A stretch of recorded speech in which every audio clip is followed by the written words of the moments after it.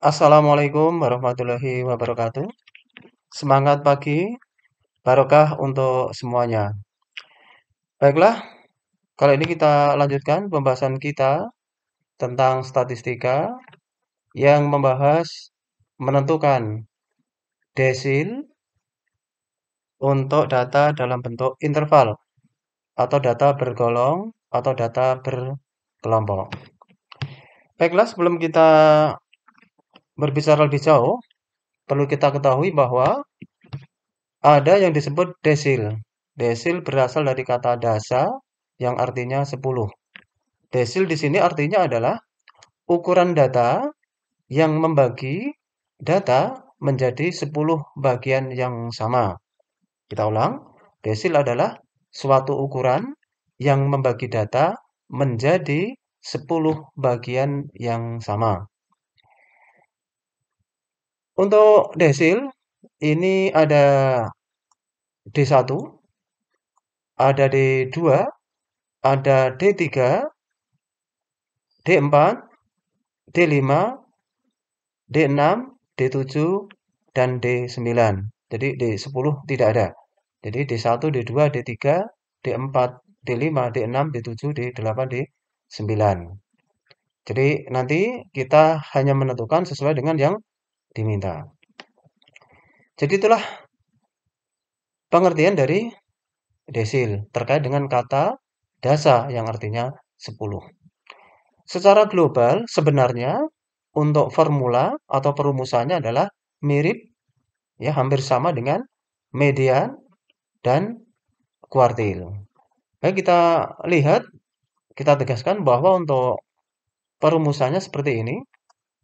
DI atau desil ke I sama dengan L. L sudah biasa bahwa ini adalah tepi bawah interval tempat terjadinya desil. P panjang interval, kemudian dikali ya, letak.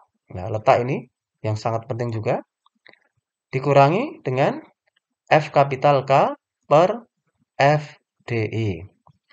Kemudian keterangannya sebagai berikut.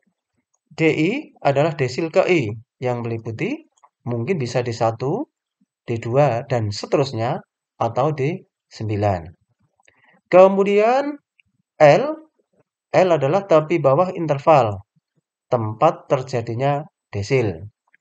Kita ingat lagi bahwa tepi bawah adalah berasal dari batas bawah dikurangi 0,5.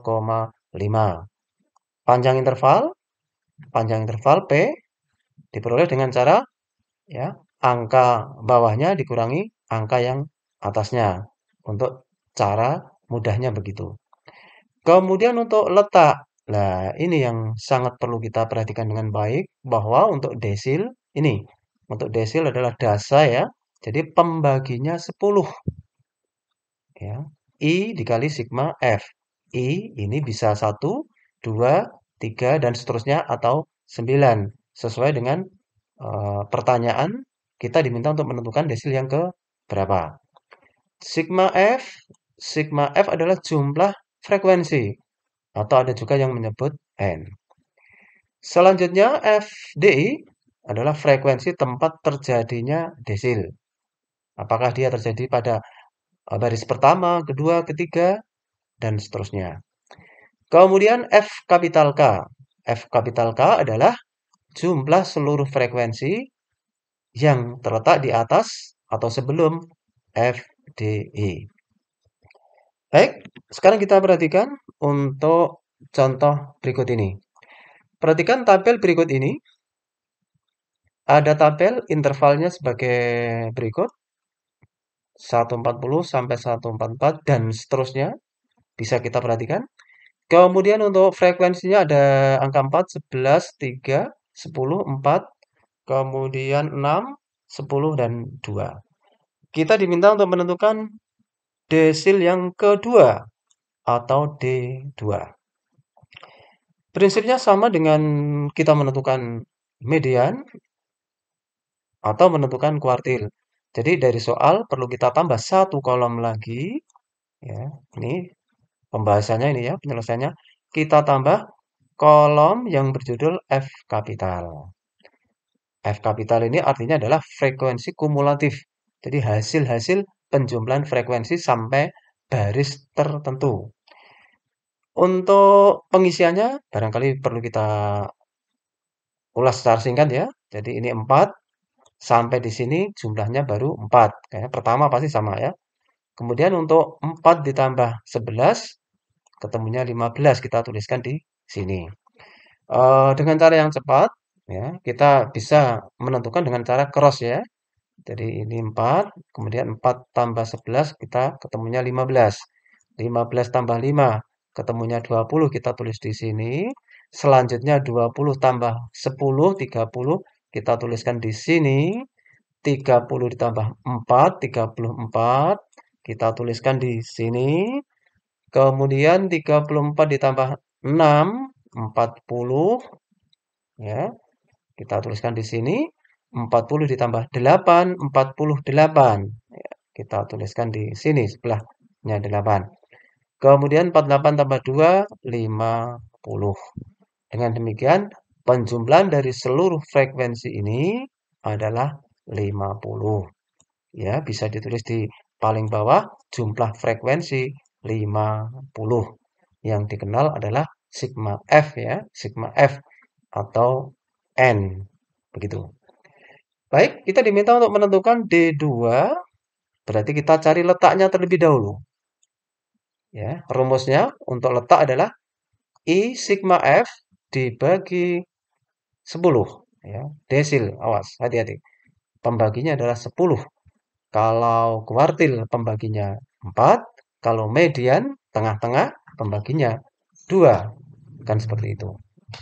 Baik, karena kita diminta untuk menentukan desil yang kedua, berarti I-nya 2. Maka ini nih, ya, 2. Kali sigma F 50. Berarti ini 50. Dari sini tadi ya. Nih, 50. Dibagi 10. Ya. Setelah kita hitung, maka ketemunya 10. Ya. Mari. Berikutnya kita cari 10. 10 itu sampai pada baris ke berapa? Yang pertama 4, berarti belum.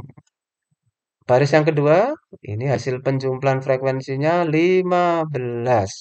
Oh, ternyata ya, angka 10 termasuk sampai pada baris yang kedua.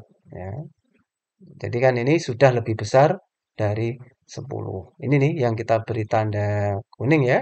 Ini sebagai tanda bahwa tempat terjadinya D2 itu di baris yang kedua. Dengan demikian, untuk tepi bawah interval, ya berarti nanti ini 145 dikurangi 0,5. 144,5. Panjang intervalnya 145 dikurangi 140, yaitu 5. Letaknya tadi 10. Di sini kita tadi butuh F kapital K ya, F kapital K. F kapital K itu berarti nanti ini nih ya. FD2, ya, FD2, FD2 itu yang ini. Ini namanya FD2. Kalau kita lihat rumusnya kan ada F huruf kecil ya, bukan huruf kapital. Itu berarti artinya diambilkan dari yang berjudul huruf kecil. Berarti ini 11 adalah sebagai FD2. Maka sekarang kita coba tuliskan satu persatu. Maka L-nya dari ini ya, L-nya 144,5 dari sini dikurangi 0,5 ditambah panjang intervalnya 5 kali di dalam kurung letaknya tadi ini ya, letaknya 10, kemudian per yang bawah ini 11, ini nih ya, yang sebagai pembagi ini 11 min F besar.